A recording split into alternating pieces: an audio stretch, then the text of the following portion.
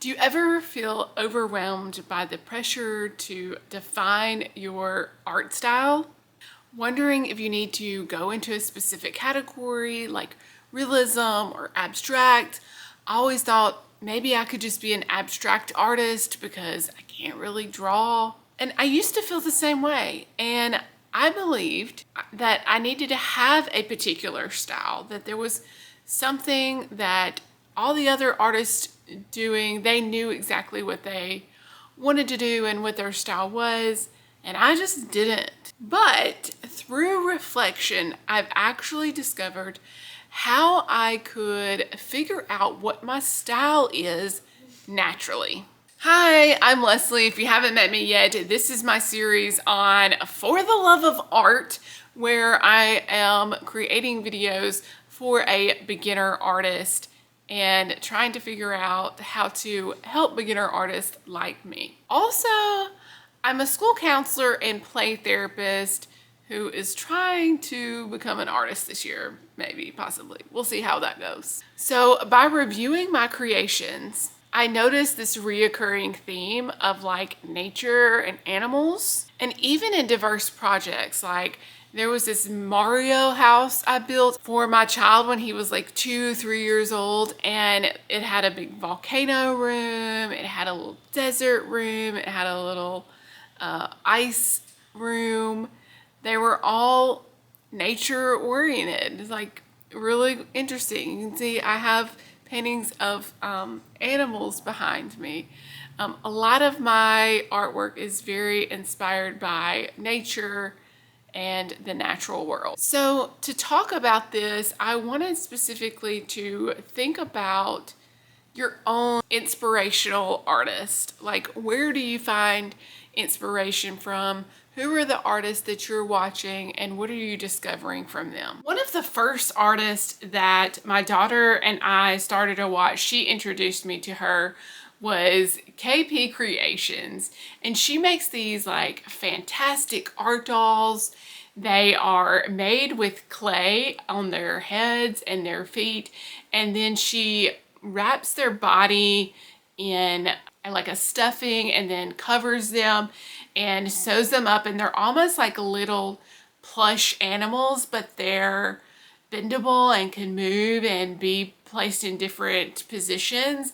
And so she has been begging me to help her create one, and we kind of started a little bit, and it looks so this was inspired by her, and we did not finish it because obviously we didn't know what we were doing. But this was mine that I had started. I had shaped the little head and put in some little eyes. KP Creations is really great about creating her own eyes. Yeah, so this is as far as I got. This little, I cut out these little, and I made these little beanie toes, right? This was my my little plush with the tail, and she actually like shaves the hair, and she uses airbrushing technique to add the textures and stuff like that. So this is my first attempt at this kind of build from this inspiration, and it's really ugly and it doesn't work. It flops. Like, that's what a beginner's art is going to be like, right? So we started with a little project that was a little bit overwhelming, but this was inspired by her, and just get out there and create, and you never know how things might turn out. Okay, so when KP Creations makes her little stuffed animals, like my favorite part, she has like some ASMR, and it's really cool, and she pops up in it. She just makes really great videos. But when she's wrapping her her stuffing around her animal, her character, she says, "We support all body shapes and sizes here." And I just love that part. It's my favorite. So let's talk about NerdForge. NerdForge does a lot of fantasy and maybe like steampunk type styles. They are fantastic. They create like sculptures, but everything that they do is so I want to not to say different, but they do like kinds of series. So she's on like a PC, a Nintendo Switch, and built creations around that. She's made big castles and houses out of foam. And then one of the series that I really, really enjoyed watching was when she did her art studio makeover, and she built this like spiral staircase, and in the background there was a fireplace, and above the fireplace was this circle window that had a TV behind it that she could change out and reflect different things, and it was just absolutely incredible, amazing. She also did one of her bedroom, her partner's room. They did a kitchen. It was just really, really cool. So inspired by that, I started to redecorate my daughter's bedroom, and it's not really like clean in here or whatever. I mean, there's some stuff. I mean, she's a teenager, okay? And I'm not going to clean this before, and I'm not finished totally with it yet. I still have to add some things to it, but I will show you a little bit here. Of course, we still have our nature-inspired things, but we built these bookshelves. Me and my husband built these bookshelves to go in here. Okay, this gives you a bigger picture of it. We also built these dressers and the desk. And then this is the dresser, and I added this texture to it. I will do a video on all of how I created these. I still am working on these. I've got to fix these places. Then we, you know, put her desk together, and she's got it on both sides. So I absolutely love how it has turned out. And I'm so excited to have gotten inspiration from Nerd Forge for that. And then we have Peculiar Ashley, and she does a lot of miniatures, although I have seen her do a few paintings. She's just really into making miniatures, and she usually uses a clay technique on a lot of her things, and I would absolutely love to be able to do that. I need more practice with that. And she also will use some resin and things like that. She adds lights. It can be really complicated, but her art has really, really inspired me to create this Theater of Memories art piece that I did. And it's a whole little movie theater inside. It's super cute. Actually, I have a whole video on how I created this if you would like to watch that.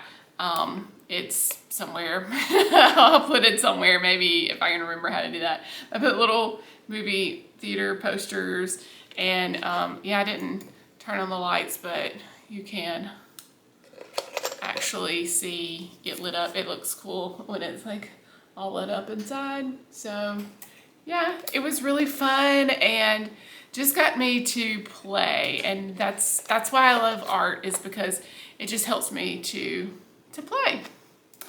And she actually came out with a book called Creepy Crafts.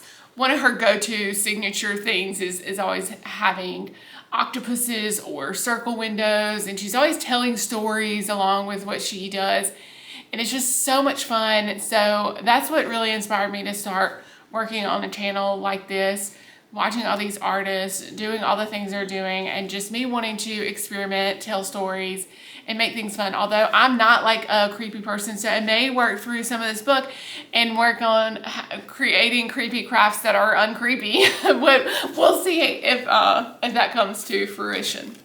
And the last person I wanted to talk about was this new artist that I just started following recently, and his channel is 1000. And he is just absolutely fantastic. He creates these challenges with other artists, and they have a little spinner, and they spin the spinner, and they choose different things and topics that they're going to create the art piece on, and everybody does them in their own unique style. And just seeing how different artists can develop their own style and take something and create it in their own way just is really, really inspiring, and it's just fun to watch these different challenges. So what I wanted you to take away is that every artist has their own unique style. This emerges from their personal passions, their interest, and things that have inspired them. You can find inspiration from others, practice that style to figure out if that style works for you. I would love for you to comment who are some artists that you follow and who do you find inspiration from, because I want to add them to my list. When you engage in your own natural art journey, your preferences will start to show up. I actually hadn't even really thought about my own art style and what it could be until I started creating this video and realizing that like all of my art that I do typically has that natural element, you know, minus the like little movie theater thing. But they all will have a specific meaning to me typically. By reviewing the majority of your work, you'll see what themes emerge from that. This will help you release the need to feel like you have to fit into a particular category. Maybe I can do a natural elements in an abstract way, and sometimes I can do them in a more realistic way. Or I can do them with texture or with watercolors or with acrylics or markers or colored pencils or however I decide that I want to try. It doesn't have to be a specific material for you to use. It could be a specific overall kind of style of, you know, the fantasy or science fiction. Maybe you just really enjoy doing portraits. But none of these artists that I've talked about do a specific thing. I mean, they do and they don't. They always still mix it up, because the more that you sort of play with art and different forms of it, the more you'll know what you really love to do, and it creates that creative juices to keep flowing from. Trust your creative instinct. That's what's going to serve you. It's going to make it more genuine and more satisfying in your own artistic journey. So what is your unique style? What kind of art inspires you to get creating? Remember, your unique style is actually already within you, waiting to be discovered. Share the themes that you've seen in your art now that we've had this conversation, and let me know in the comments what kinds of things that you like to do. Let's support each other in this journey of artistic self-discovery. By embracing a consistent practice, reflecting on your work, and letting go of overthinking, you can allow your own unique art style to just develop naturally, leading to a more fulfilling creative experience. So until next time, go master your next moment.